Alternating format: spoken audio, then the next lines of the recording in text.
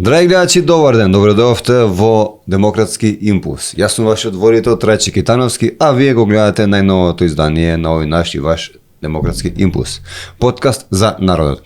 Овој подкаст, како и минатите подкасти во низа, ги работиме со цел да ги представиме кандидатите за градоначалници и советници на партијата Демократи. Денеска со нас е носителот на листа на општина Газибава, господинот Благој Менков. Добар ден и чувствувате се како дома во наша студија. Добар ден, благодарам на поканата. Ќе одиме на вие, на ти, како сакате? Нема проблем, како е добро така. Мене ми Вашиот концепт како е поставен, може на ти, може на вие, секако. Така. Најнапред сакам да ве замолам ако може да се представите пред вашите во Газибава тие луѓе што не ве познава да дознаат нешто повеќе за вас. Јас сум Благој Менков, жител на населба Ченто, место наречено Камник.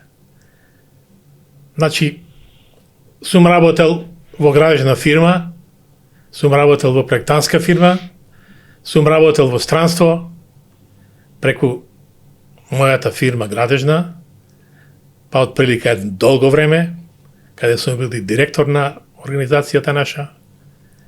Големо искуство во оперативен смисол, во проектантски смисол, па би рекол вака комплетно заедно битие кое може да одговори на сите предизвици во однос на проблемите и предизвиците на граѓаните што долго време се мачат да ги решат своите проблеми врз основа на вака постојани работи во нашите локални самоуправи.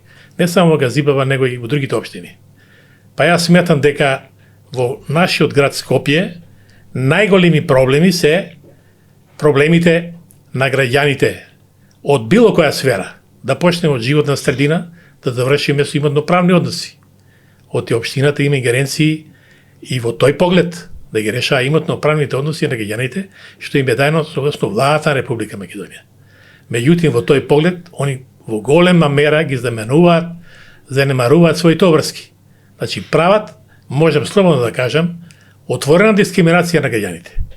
Голем број на граѓани со кои сум разговарал, значи имаат проблеми со општината баш околу тој проблем, имотно-правните односи во сферата на законот за утврдување правен статус на бесправни објекти, во сферата на правниот статус на легализација на земјиште и слично, така да сметам дека може да го дадам својот допринос да одговорам на сите проблеми, поготово овие проблеми, што не значи дека и не можам да одговорам на проблемот на урбанизмот.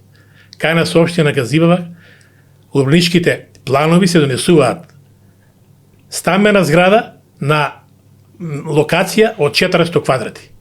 Нема место ни за паркинзи, урозотирани тротоари, велосипедистите не може да поминат по тротоарите, проблеми, сообраќајни несреќи од тој поглед, така да и во таа сфера сум доста вака одговорен и подготвен да предложам доста голем број на измени во однос на урбанизмот. Сега имаме една урбаничка мафија која гради без никакви стандарди во системот. Така, ќе говориме за сите овие работи што ги спомнавте, но најнапред би сакал да ве запрашам што ве мотивираше за да се вклучите во политиката. Многу ми навелат советник тоа. Ама советник не е баш така лесна функција. Значи и градоначалникот во многу нешто зависи од советникот. Точно така. Значи градоначалникот мора да има изворена соработка со советот. Значи ако советот ги минира, така да речеме, одлуките на градоначалникот, тие не може да се спроведат. Так. Значи тоа го имаме ние во нашиот систем моментално сега кој е. Значи ако градоначалникот не е во коалиција со владеачката партија, има проблеми. Тоа не е неодамнешниот проблем во град Скопје што се деси. Ѓубре по сите улици, животна средина загрозена, пожари во Трубарево, пожари во во Кочани, Пожариевци завчера таму во Арчиново, така да тоа е производство произведено од системот кој тотално ги занемарува своите обврски кои се доделени на лицата кои се одговорни во таа смисла да ги решаваат тие проблеми.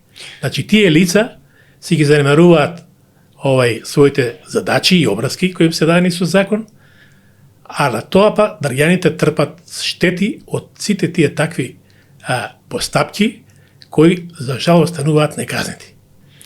Вашата мотивација за да се вклучите како советник фактички во политиката? Нашата мотивација, односно мојата лично, е да можеме да ги надминеме сите тие проблеми.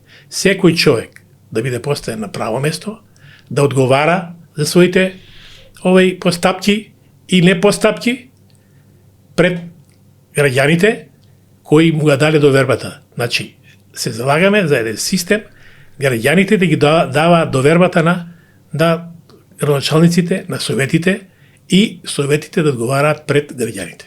Значи, ние се залагаме претежно за еден праведен систем кој ќе произвекува отворени листи, граѓаните да предлагаат своји представници, способни луѓе кои ќе може да одговорат на задачите, да ги представуваат граѓаните сите нивни проблеми пред советот, пред градоначалникот, за да може да се решаваат и нормално да служи за добровит на нашите идни поколенија кои ќе дојдат после нас. Тоа е главната мотивација и да можеме да делуваме на секое поле каде што имаме пропусти. А ние во не мал дел во нашиот систем имаме големи пропусти кои за жал остануваат неказнети. Така да тие сите пропусти овој систем моментално кој владее и пропушта и остануваат неказнивост. Тоа значи нефункционален систем, затворени листи кои не носат никакво добро на граѓаните.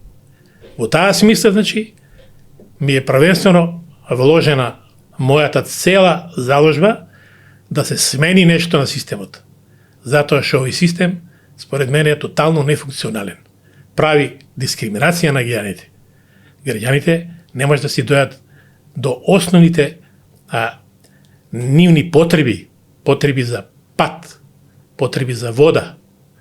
Има доста граѓани што немаат ни доволен број на напонот. Значи, јас пропуштив да кажам дека сум од електроенергетската струка. Значи, граѓани има што имаат струја на струјомерите дома кои ќе измерат 165 волти, немаат 220 волти. А тука да не облагам многу што значи со потрошувачката на електрична енергија за граѓаните, со сметките и така натаму. Така да, тие се едни основни принципи кои треба секој граѓанин да ги ужива во општеството. За жал, голем дел од граѓаните се дискриминирани. Нашиот систем не може да спроведе правда и еднаквост допрено до сите точки за да граѓаните бидат задоволни. Значи, сега е огромен револт и незадоволство кај граѓаните. Значи, ние имаме наша програма да работиме со граѓаните, да бидеме отчетни пред граѓаните и што е најважно, да даваме императивен модел, да предложиме императивен модел, тоа што го предложи Моника Зајкова во собранието, предлог усвојување на отворени листи, кој за жал не беше усвоен, значи беше одбиен, така да основниот мотив е тоа да ние ги вклучиме граѓаните во системот, да може тие со своето делување да допринесат да се направи добар систем, правичен систем без дискриминација и корупција. За жал, овој систем претежно дискриминира, коруптира и за жал криминал. Значи, митото и корупцијата владее во сите сфери на органите, на општеството, така да тоа е мојот основен мотив што влегов во оваа борба да доведам добро за сите граѓани, не за поединци. Значи, ние имаме граѓани поединци кои само телефонски ги вршат сите работи, додека други граѓани не се примани во општината. Тоа е за жал дискриминација отворена која за жал останува неказнива. И за жал не може да ја докажете дека е тоа така. Спомнавте принципи. Можеме да спомнеме кои се вашите вредности како политичар, како човек, и вашите вредности и принципи врз кои се залагате вие, за кои се залагате. Принципите, секој човек прво треба да бидеме, тој човек како индивидуа единка треба да биде прво поштен, чесен пред себе, а и пред другите граѓани. Значи, тој човек треба да има знаење како да постапува во секоја дадена политичка ситуација на системот. Конкретно во Советот. Значи, во Советот има многу големо голема ширина каде може да се донесат многу одлуки кои ќе донесат добробит за граѓаните. За жал, тоа многу тешко се спроведува. Еве, гледаме ние во Советот на град Скопје, што трпат граѓаните последниве денови. Петрол не донел нафта, не знам, градскиот сообраќај нема нафта да ги превезе граѓаните до работа, од работа дома, лекари, граѓаните не можат да појдат на лекар и така натаму. А сите тие проблеми треба да се надминат со упорна, содействувана желба на сите советници, се со цел да овозможат граѓаните да имаат еден пристојно место за живење, чист воздух за дишење. Значи, лекарите упорно пропагираат дека таквиот воздух произвекува многу болести, пред се рак, ќе да кажа сега, од тие пестициди тамо, тие јаболки во ресен, многу голем број на луѓе биле заболени од рак. Значи, чистата еколошка средина мора да се запази во сите места, меѓутоа тоа е борба која трае на долгорочен рок. Тоа не може да се реши за кратко. Меѓутоа, за жал, некои проблеми што може да се решат за кратко, не се решаваат. Со тоа што овој систем тоа го возможува. Значи, кој ќе дојдеме ние со нашите отворени листи, ако дојдеме, ние ќе се бориме честно, одговорно, да спроведеме еден правичен систем за граѓаните. Значи, право на живот да остане тука. Многу наши граѓани се иселија поради тие проблеми што немаат правичен живот тука. Право на живот, право на семејство, право на отворување семејен проблем, стамбено прашање и многу други проблеми. Добро, да. Така е, сето тоа држи вода, само што ве запрашав за вашите принципи, за вашите вредности, но сакам да ве прашам меѓу другото. Што е тоа по кое Демократи како политичка партија, зашто вие, например, во Демократи преку нивната партија се кандидиравте, што е тоа што ве спојува? Па не спојува нефункционалноста на системот. Тоа е основниот принцип. Значи, ние сакаме да создадеме систем кој ќе биде функционален. Ќе нема пожари, ќе нема неправда на граѓаните, граѓаните ќе може да си ги решаваат своите проблеми секаде, да отидат самостојно да си ги решат, да нема проблеми на телефон јавување, митото, корупција да се укине, со принципот отворени листи, тоа се ќе биде минато. Значи, граѓаните ќе можат слободно да се гласаат своите граѓани, истакнати граѓани, нормално, граѓани со искуство, граѓани кои осетиле што се недостатоците на овој систем и ќе делуваат во таа насока да може да ги елиминираат сите тие недостатоци на овој систем. А главните недостатоци се ова партизација. Значи, ако не си партија, не една партија која е на власт, не можеш да добиеш редовно вработување. Мора да бидеш припадник на негова партија со книшка за да те примат на работа. Иначе не можеш да оствариш своето основно право, правото на работа. А да не збориме за другите права. Дискриминацијата е многу навлезена во системот, па јас би напоменал и во локалната самоуправа. Градоначалниците се толку одани на своите партиски спреги, само што примаат тамо партиски луѓе. Некој граѓанин дека дојде тамо пред врата на началникот да бара прием, а нема да биде примен. Тоа е утврдено со мој личен Така. Не ве прима вас градоначалник? Никако. Закажува разговори, ма да ја уредил сум поднел, значи, барање да се примиме, да договориме некои проблеми што ги имаме. Меѓутоа, началникот никако да ме прими. Викал, одразил собир, средба со граѓани, меѓутоа мене не ме повикал. За жал, јас реагирав некои пати, меѓутоа ништо. Нема ефект од тоа. Чак што више и реагирав, меѓутоа никако фајде нема. Ми закажа разговор, меѓутоа не ме примија. Да не сте го исплашиле, може? Па не знам, може да се плаши. Може да се плаши од мене. Имам таков печаток јас. Не сме да се сретне со поедини личности. Од кои причини, само тој си знае јас. Не правам ништо лошо, јас се борам за своите права и правата на граѓаните. Оти немал број на граѓани се дискриминирани од нашиот градоначалник. Така да нашиот градоначалник ги занемарава во целост проблемите на граѓаните. Сега со овие проекти тамо кои се започнати, не сум запознан, воопшто немаме ние никакви сознанија, освен што знам, например, тука домчето што го имаме, дека се започнати некои реновирања да се среди и школото. Тоа се средува сега се прави, сега се сега во овој момент, да. Дали ви пречи можеби тоа што се работи токму сега? Сега се некако растрчани сите градоначалници. Па да ви кажам искрено, ми пречи од многу причини. Затоа што ако ги земам во број тие проекти, програми кои сега се, например, направени проектни програми за извидување на проектите, и јас чисто сумњам дека имаме ние граждана оператива која може да одобри на тие предизвици. Значи не може да одговори. Ние имаме поминатото фирми градежни многу јаки кои може да одговорат со јадници вработени. Сега имаме фирми со 5, со 10 вработени.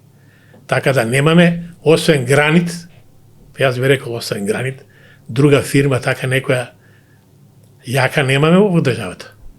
Тоа е реалност која мораме ние да имаме во предвид.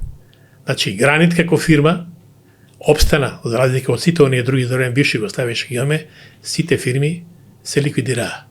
Односно некои сега може да ќе се обноват, меѓутоа има отом потом. Тоа не се знае, али важно сакам да напоменам дека нивниот капитал се разграба, се пропастија граждани фирми, а имаме прекрасни граждани фирми. Би сакал да ве запрашаме утре ден како иден советник, како носител на листа на партијата Демократи. Која би била вашата улога во советот? Зашто би се залагале најмногу? Па јас како носител на советничката листа и како представник во советот, пред се би се залагал за транспарентен отчет пред граѓаните. Што јас лично и моите, таму ако имам уште некој колега од мојата партија, ќе го изложиме пред нашите гласачи со јасни предизвици. Значи, јасен отчет за трошоците на граѓаните, за финансиските извештаи. Сега, например, имаше финансиски извештај во Автокоманда, кој јасен извештај, например, за жал јас не можев да присуствувам, а бев многу заинтересиран, така да ние, како обичните граѓани, имаме некои сознанија дека трошковите на нашата општина во однос на трошоците што ги направила општината од тие градежни работи и трошоци, околу 10,5 милиони евра се потрошени, а ние кај се потрошени не знаеме, и имам друг извештај кој дала соодветна институција, дека трошоците на општина Газива по однос имотно-правните проблеми што ги повлекле граѓаните, што им нарушено, најголем број на трошоците од сите општини. Значи, скоро столбот до врв, до горе, додека втората општина нема ни до половина. Значи, ни 40-50% тука. Додека нашата општина скоро 80 до 90% од столбот има направено трошкови. Зошто е тоа така според вас? Тоа е така затоа што началникот не дава воопшто никаков отчет на граѓаните. Проектите, програми, например, што се имплементираат стандардите, например, за асфалт. Асфалт, например, за помалу од 10 сантими не е асфалт. А за жал ние имаше скоро на телевизија податок, тамо станари на населба, асфалтирале улица и се откорнал асфалтот и го дигна и го покажа дека нема ни 5 сантими. Така да секоја работа која ќе се спроведе, треба да се изврши согласно стандардите за таа работа. Било асфалтирање, било изградба на стамбена зграда или слично. За времето на бивши го имаме стандарди прекрасни ЮС, додека сега и да се гради во стандардно. Така да се гледа парите да останат, да не се потрошат, финансовата конструкција да отиде на некои други потреби кои се кријат од граѓаните. За жал тоа е тактиката која спроведува секоја партија која е на власт. И граѓаните тука се немоќни. Оставени се без право на никаков глас, никаков приговор, додека не ми е познато дали има вклучено некои надзорни органи кои ја пратат таа работа, системот на градба, например стамбените згради, која се праја за време, например јас која сум работел, темелна плоча, се гради 120 сантими темелна плоча, арматура 28, 3 дена ја бетонираме, не може да завршиме. Додека сега положни греди прават стопи, полнат со тампон, набиваат и 10 сантими плоча ставаат. Значи тоа за мене не е градба која ги исполнува условите на условите на овој За градење. Значи тоа се градби кои ги грабаат граѓаните, плаќаат најскапи станови, а добиваат најнеквалитетни градби. Тоа е нешто што е задолжителен, овој треба да биде задолжително за сите граѓани, не само за нас, советници ние кои се бориме, него сите граѓани треба да се борат. Затоа што тие градби, не дај Боже да се деси некој земјотрес појак од 6-5 степени. Тоа се може да падне и да има огромен број на жртви, погинати граѓани. Од неактивноста на овој наш систем и неговата инертност. Значи немаме никаква инертност у тој поглед. Значи парите на граѓаните одат во ветер, а немаме квалитет. Тука треба да биде мојата борба, завршна борба, значи отчетност пред граѓаните за секој проект и гаранција. Нормално гаранција на извршените работи. Так. Имаме ние податок, се правило некој објект и за 1-2 години се распаднал. Значи тоа е неквалитетна градба, а системот не презема никакви мерки во тој поглед. Значи, мора да се преземат мерки и јас како граѓанин, значи советник, ќе се залагам пред се за тие работи, проектите да се завршат на време, да се завршат квалитетно, како налагат законот за градба. Така. Да запрашам, визија и мисија, односно сакам да кажам, што е она што ќе направите кога што можете во рамките на вашата моќ да не се изгласа во Советот? И што е тоа што би се труделе да се направи, например? Каква е вашата визија за вашата општина? Каква би требало да биде? Па видите, пред се јас би се залагал за чиста еколошка средина. Значи, во тој поглед, како и што и пред малку напоменав, треба доста долг временски период да се реализираат некои проекти. Меѓутоа, во краток период, проекти што би можеле да се спроведат, тоа е топловодниот систем за нашата населба Ченто, Камник и другите тука околни населби. Маđари веќе има, Инџиково, Стајковци, значи да се направи топловоден систем од топловодниот дел во Железара, што е енергетика. Значи, ние сме толку близу до Железара, па може да ви кажам дека сме поблизу од мажари, а немаме таква услуга од топловодниот систем. Значи, тоа би придонело да во зимскиот период не се палат ќумбиња, да се греат граѓаните на парно грејење, значи чиста средина, нема да има загадување, и во тој смисол пред се би се залагал. Во друг поглед би се залагал општината да биде отчетна. Значи, секој граѓанин да може да дојде во допресок началникот, да ги изложи своите проблеми, кои се наметнати од страна на општината. Значи, ние имаме многу граѓаните проблеми наметнати од страна на општината, што од немарност, што од незнање на тие општински службени лица, што еве сега министерот Минчев ќе врши едукација. Јас можам овде да ви напоменам многу работи што тие општински службеници не ги обслужиле граѓаните, меѓутоа само би напоменал една кратка вака изјава. Ние, например, немаме закон за противправно заземање на граѓано земјиште собственост на Република Македонија. И тука општинските органи, односно службените лица, тоа не го препознаваат. Додека централната власт нема сенс за тоа. Централната власт тотално изгубила реалноста.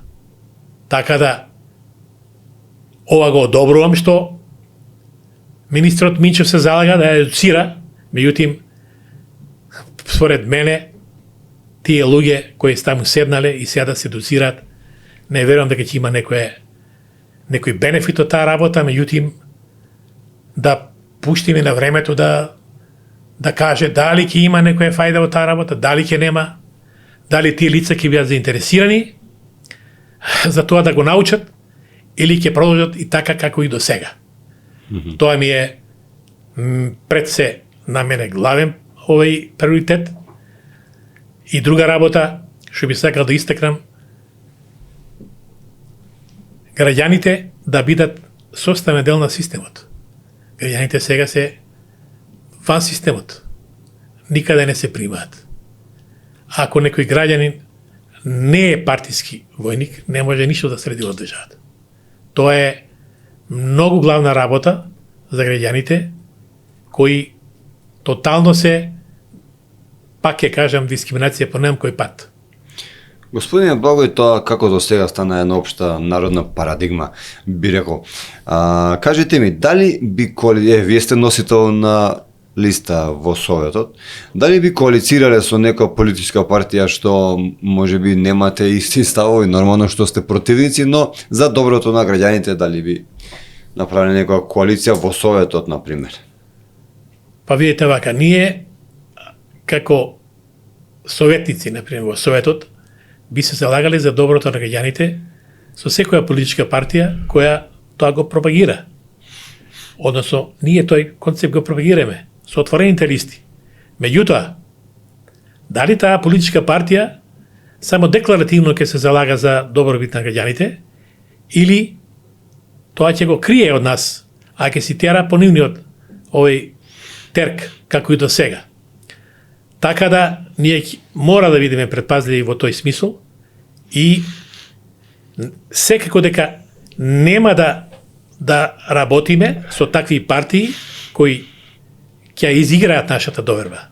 Ние можеме да уочиме проблемот на граѓаните и во тоа насока, меѓутоа многу тешко да не убедат дека ќе работат за добробит на граѓаните.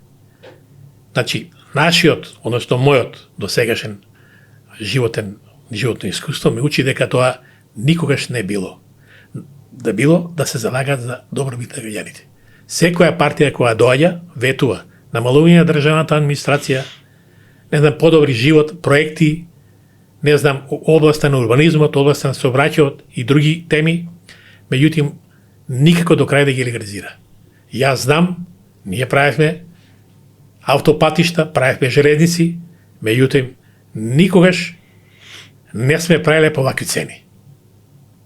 Овие цени сега што се направени за автопат секако цени за жареница. А жареница секојаш по тендерите, жареница било километар, 2 пати поскапо од аутопат. Сега се изjednačени цените. Како жареница, така околу 20 милиони километар аутопат. Милиони евра. Значи, тоа е некоја огромна сума, која, например, граѓаните мора да ја платат. Каде одат тие пари? На красот ден. Тоа ми е мене главното прашање и овие пари сега што се земени гарант, како гарант од Англија и како што земени од Будимпешта, 1 милиарда и околу 920 милиони евра од домашните банки, каде ќе одат тие пари? Јас лично вака се запрашувам и што може сега да се направи со тие пари? Ние со тие пари можеме многу нешто да направиме за добробит на граѓаните. Еве, например, се дава приоритет на тие коридори исток-запад, север-југ, меѓутоа никако не се дава приоритет на тие локалните регионални патишта. Многу малку, никако не се дава приоритет и не се работи. Еве, некоја општина било, некоја село било у граница на некоја општина, например, Куманово, и сега општина Скопје не го прави патот, општина Куманово не го прави патот и тоа село станува пусто. Ние такви села во Источна Македонија имаме, да ви кажам, преку 40-50 села, кои се запустија, останаа празни куќи, луѓето се иселија. Впрочем, тоа беше и политиката на претходниот систем. Сите да дојдат во Скопје. Би сакал да ве запрашам околу животната средина, како вие како советник, што би изгласале, например, за да се подобри вашата животна средина во општина Газибала? Па видите вака. Денеска имаме, значи, едно јавно комунално предпријатие под ингеренциите на град Скопје. Предлогот да се дислоцира, значи, дејностите на општините, во таа смисла, не знам дали би било добар потек, меѓутоа секако дека ќе биде од причини што одговорноста за вакви настанати проблеми кои што ги имаме денес ќе биде малку, значи, усмерена кон тие општини кои не ги извршуваат тие работи. Вака целиот град ни е затрпан од ѓубре и општините. Така да, може би е добро, меѓутоа, за да тоа се реализира, потребни се многу финансиски средства, значи машини, кои треба да се набавуваат. За жал сега овие што ги имат камиони за отпад во град Скопје, речиси се десетковани, значи нема луѓе кои се стручни да ги одржаваат. Односно, таму луѓето вработените по партиски клуч примени и не ја познаваат проблематиката. Тоа е главниот проблем. Додека, кога бил системот наш, прави луѓе, отворени листи, значи прави луѓе на право место, пред се од раководителите, кои ќе бидат стручно способени луѓе за таа проблематика, ќе знаат да дадат и напасвија, во кој дел треба да се обрати внимание за секое возило, што му фали, евиденција дневна, евиденција месечна, евиденција годишна. И сите тие возила би се одржавале на едно високо ниво да може да го обслужат градот. Со ваквата работа, значи, нема теорија да општините бидат обслужени од град Скопје. Значи, мора да се промени нешто. И тоа во системот. Не може партизација, окупирана, системот партизиран, да даде резултати. Значи, мора резултатот да дојде од искусни луѓе предложени од граѓаните, луѓе што знаат што прават. Значи, луѓе што имаат идеја, што имаат смисол да ги решат работите по полза на добробит на фирмата која ги обавува било какви работи. Ние имаме многу дејанија и дејности каде се поставени луѓе кои воопшто немаат познање од проблематиката. И само седат таму по канцелариите и не си ги знаат своите законски образци, согласно законот. Има многу примери Не би сакал да набројувам тука, меѓутоа да го спомнам. Најтрагичниот случај што се деси на нас во Македонија, да не изгорат 62 млади живот, деца, да ги загубат животите од една како да кажам, немам зборови, значи немарност на системот, коруптивност на системот, криминализиран систем. Да се дават пари, да се добие дозвола, а објектот не ги задоволува основните услови, таму да се одржава таа дејност за која е наменет. Такви случаи ние имаме многу. Да го земеме случајот во Трубарево. Во населено место дадена дозвола за отпад канцероген. Па јас да ви кажам право како граѓанин, морав да бегам од мојата населба. И јас избегав во Кумано. Морав таму да одам. Не се дишеше надвор ни дома. Прозори затвори, меѓутоа тоа е една страшна работа. Не знам тие граѓани како издржаа тука што беа. Тоа беше нешто неподносливо и за жал неказниво, ќе помине неказниво од системот. А мора некој да одговара. Так. Не може само да седнеш тамо на потелјата и да изимеш платата, а да не знаеш што ти е дозвоз. И да даваш дозволи комунални, не знам се какви градежни, а да не знаеш фактичката состојба таму, населено место. Тоа е недопустиво. Так. Според мене. Вие како совет, како советници ги носите одлуките во општината, одлуките се на вас. Но дали планирате можеби во тој контекст да ги вклучите и граѓаните? Ние, како што претходно овде ќе спомнав, ние одиме со граѓаните. Ние одиме со граѓани кои се истакнати граѓани да ги вклучиме во системот. На предлог на граѓаните. А одлуките ние кои што ги носиме, дали ќе се реализираат? Дали не, тоа не зависи од нас. Тоа зависи од централната власт.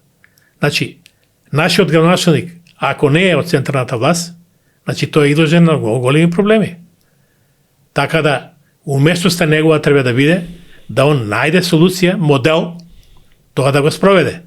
Значи, мора да има некои квалитети кои ќе успее да ги реализира и да ги предочи на централната власт, за да може тие одлуки за добробит на граѓаните да се реализираат. Тоа е една макотрпна, тешка работа, која треба да се реализира и мора да се реализира. Меѓутоа, дали ќе дојдеме во таква ситуација, времето ќе покаже, ние сме сега на почеток, ние ќе се бориме за таа наша кауза, значи, граѓаните во системот, тоа значи, граѓаните избрани со отворените листи во системот и граѓаните да одлучуваат, а не да одлучува некој лидер на било која партија, он како да биде во Газиваба, како да биде во аеродром, како да биде во Карпош и така натаму. Значи, граѓаните, првенствено се пред се, да они имаат можност да дадат. И друга можност, во колку некој советник, или да речеме пратеник, ако биде некој пратеник, градоначалник, ние да можеме можноста да повикуваме, тоа се вика императивен модел. Значи, тој императивен модел дава можност од повикување на пратеници, градоначалници, советници и се така накнав кои не одговараат на задачите. Значи, так. Погрешни луѓе на погрешно место. И нема ефект од таквата работа.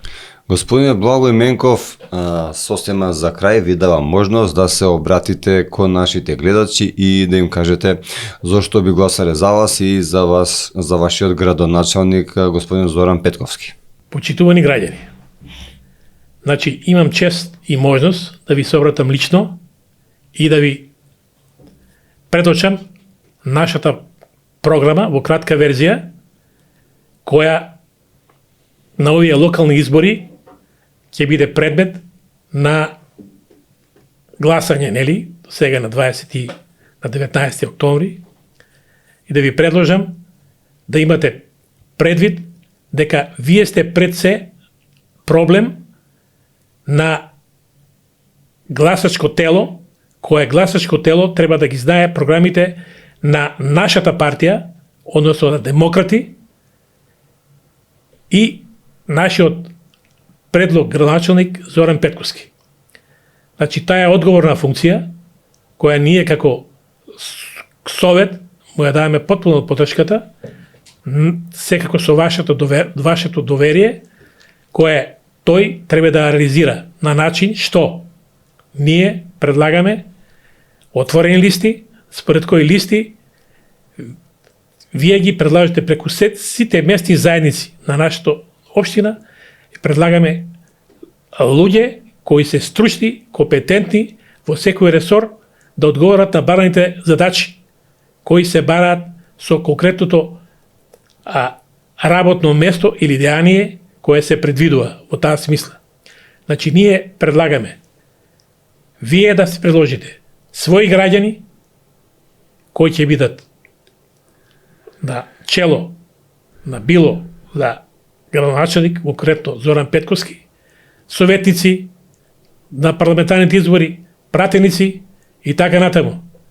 И кои пратеници, советници и градоначалници ќе бидат отчетни пред вас, пред сите како граѓани и ќе ги даваат своите програми кои се усвоени во Советот и на градоначалникот за добробит на вас граѓаните, кои сме во нашите општини, и да гласаме за нив. Во колку некој граѓанин има некои забелешки, ние сме спремни во секое време да ги сослушаме тие проблеми и согласно поведена постапка да отповикаме таа личност која е на тоа место и не одговара, да го замениме со друг човек, стручен, компетентен, кој може да одговори на дадените задачи и овластувања. Нема да трпиме никаква толеранција на некој кој воопшто не се залага за добробит на граѓаните и кој не е стручен да одговори на дадените проблематики кои се постојат. Значи, имаме голем број на проблеми кои треба да се решаваат во системот. Со овој систем кој што е сега, гледаме дека 34-5 години само декларативно овие наши водечи парламентарни партии се залагаат, 4 години една, со ретки случаи 8 години една, 7 години друга, па други 4 години и никако да решиме еден проблем. Односно, се решаваат некои заеднички проблеми, заеднички интереси, само за нив, да се амнестираат од одговорност, да си донесат кривичен закон и да не одговараат. А ние граѓаните да плаќаме трошоци, како судски, така адвокатски и секакви трошоци. Кој бил у затвор и затворски трошоци да му плаќаме.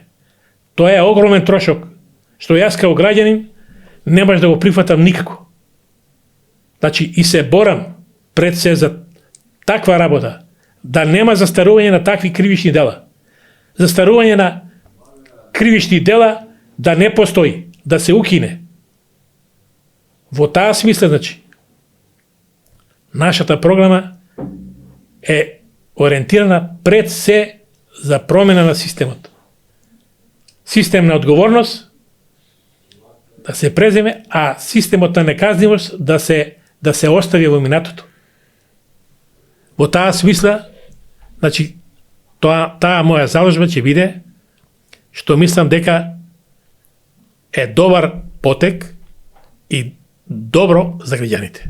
Граѓаните да не бидат повеќе препуштени на системот кој ги води во некои води кои немаат крај. Длабоки води, така да речеме, од кој тешко се изнегуе. Така би го завршил овој моje излагање.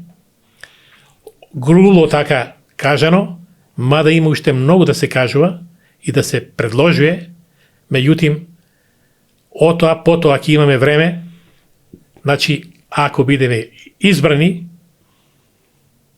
токму така, ако бидеме избрани, значи за градоначалник Зоран Петковски и нашата пратеничка група или јас како советник, советник, значи во Газиваба, да се борам пред се граѓаните да бидат евидентирани во системот. Иначе тие до сега не се препознативи воопшто во системот. Не ми преостанува ништо друго освен да ви се заблагодарам што ни бевте денеска гостин и да ви посакам среќа на локалните избори. И јас ти благодарам многу, често ми беше што бев ваш гостин да презентирам нашата програма така на краток начин. Драги гледачи, тоа беше господинот Благој Менков, кандидат за носител на листа за општина Газибаба од редовите на политичката партија Демократи. А вие го гледавте најновото издание на Демократски импулс.